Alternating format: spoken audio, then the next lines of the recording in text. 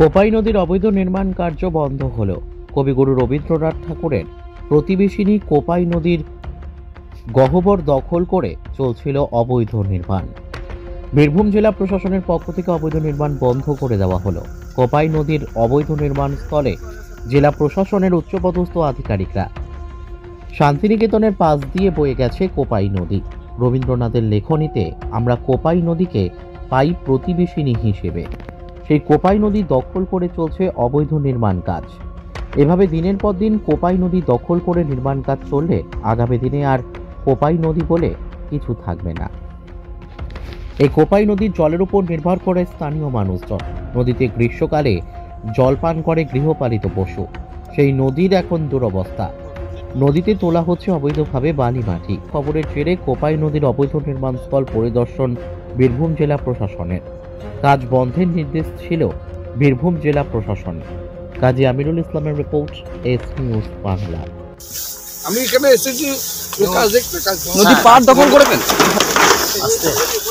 দাঁড়াও দাঁড়াও দাঁড়াও, আপনি পাক কেটে যাবে আমাদের, দাঁড়াও।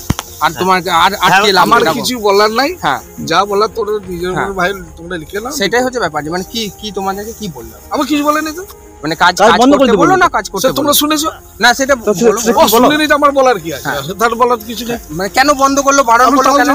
কি বললো তোমাকে?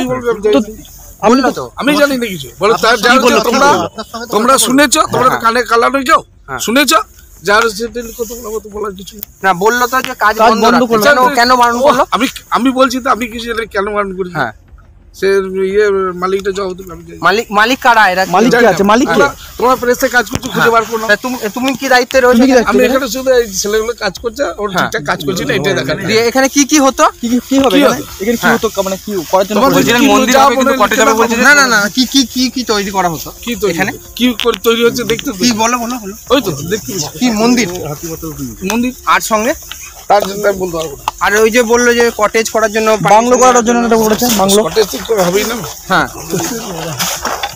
কিন্তু এক্সিকিউটিভ ইঞ্জিনিয়ার তো বললো এখানে কটেজ হবে। বেদখল হয়ে নির্মাণ হওয়ার অভিযোগ, মানে বিষয়টা কিভাবে দেখতে, কি বলবেন? না, আজকে এখানে আমরা পরিদর্শনে এসেছি। আমি নিজে এসেছি এখানে। আমার এডিএম আছেন, আমার executive engineer irrigation Mayurakshi south canal তারা আছেন, আমাদের এখানে বিএলআরও আছেন, এসডিএলও আছেন এবং আমাদের ল্যান্ড অফিসের প্রায় সবাই এখানে আছেন। সকাল থেকে এখানে আমরা দেখছি বিষয়টি গুরুত্ব উপলব্ধি করে। প্রথম কথা হচ্ছে যে এখানে যেটা আমরা পেপারস এবং তার সাথে সাথে এখানে সরজমিন যে দেখলাম, নদী কোপাই নদীর কোর্সটা চেঞ্জ হয়েছে, এক নম্বর কথা। ঠিক আছে, কোপাই নদী আগে যেভাবে যেত সেখান থেকে সরে এসে কোর্সটা চেঞ্জ হয়েছে, এটা এক। দু নম্বর, এই কোপাই নদীর কাছে দাবি করা হয়েছে যে কিছু রায়তি প্লট আছে। সেই রায়তি প্লটে তারা কনস্ট্রাকশান শুরু করেছেন। এসে দেখলাম তো এখানে কনস্ট্রাকশান শুরু করেছে। এখন রায়তি প্লট যেগুলি আছে সেগুলি আমরা পর্যালোচনা করে দেখব যে সত্যি রায়তি প্লট আছে কি না। হ্যাঁ, এটা এক। দুই, তিন নম্বর হচ্ছে নদী যেহেতু তার গতিপথ চেঞ্জ করেছে, মানে আমরা যে জায়গাটা দাঁড়িয়ে আছি, আমরা যদি এখন এই কবিমোহনপুর যে মৌজায় আমরা যদি এখন ওই দিকে মুখ করে দাঁড়িয়ে থাকি, তাহলে দেখব বাঁ দিকের নদী গতিপথ চেঞ্জ করে ডান দিকে চেপে এসছে। স্বভাবতই মনে করা হচ্ছে যে আমাদের এখানে যে জমিগুলি আছে সেই জমিগুলির কাছে এগুলি আছে, যদিও এই কোপাই নদীর কোনো এমব্যাঙ্কমেন্ট নেই। ঠিক আছে, বাঁধ বলতে যেটাকে বুঝি সেটা নেই। কিন্তু আরেকটি তথ্য যেটা, সেটি হচ্ছে যে আমরা জানি 2013 সালে একটি মামলার পরিপ্রেক্ষিতে আমাদের 11টি মৌজায় সেখানে কোনো ধরনের কোনো কনস্ট্রাকশন, কনভার্সন বা ইত্যাদি কিছু করা যায় না। ঠিক আছে, সুতরাং এইটা আজকে যে পরিদর্শন হলো এবং কাগজপত্র যতটুকুনি দেখালো, আরও বিশদভাবে আমরা দেখব।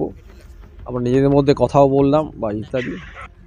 এখানে যত ধরনের কনস্ট্রাকশন, সমস্ত কনস্ট্রাকশন বন্ধ করার নির্দেশ দেয়া হলো। ঠিক আছে, এবং জমির মালিকানা এখানে কিভাবে বা ইত্যাদি লব্ধ হয়েছে সেটাও আমরা খতিয়ে দেখব। সব মিলে এতটুকুনি বলতে পারি যে আজকের পরিদর্শনের যে নিট ফল সেটা হচ্ছে এখানে কনস্ট্রাকশন যারা করছেন সেই কনস্ট্রাকশন বন্ধ করার নির্দেশ দেওয়া হয়েছে। 2 নম্বর হচ্ছে যে এখানে যে জমির মালিকানা আছে সেই মালিকানা যথাযথ কিনা সেটাও পরীক্ষা করে দেখা হবে। আর 3 নম্বর হচ্ছে যেখানে যে কনস্ট্রাকশন যেগুলি চলছে সেগুলি যদি সব কিছু ঠিকঠাক থাকে তাহলে সেই কনস্ট্রাকশন আমরা জানি যে আমাদের যদি গ্রাম পঞ্চায়েতের মধ্যে থাকে তাহলে গ্রাম পঞ্চায়েতের পারমিশন নিয়ে করতে হয়, প্ল্যান এস্টিমেট বা ইত্যাদি। যদি আমাদের মিউনিসিপ্যালিটির মধ্যে থাকে তাহলে মিউনিসিপ্যালিটি প্ল্যান এস্টিমেট তার নিতে হয়, অনুমোদন নিতে হয়। যদি এসএসডি এর মধ্যে থাকে তাহলে তার অনুমোদন নিতে হবে। সেগুলি আমরা খতিয়ে দেখব। স্যার এই ল্যান্ডটা এই যেখানে কনস্ট্রাকশনটা হচ্ছে এটা কোন দপ্তরের অধীনে, মানে পঞ্চায়েত পুরসভা না এসএসডি? কি জুরিডিকশন আছে? এসএসডি এরা বলছেন এসএসডি, আমি আরেকবার খতিয়ে দেখব যে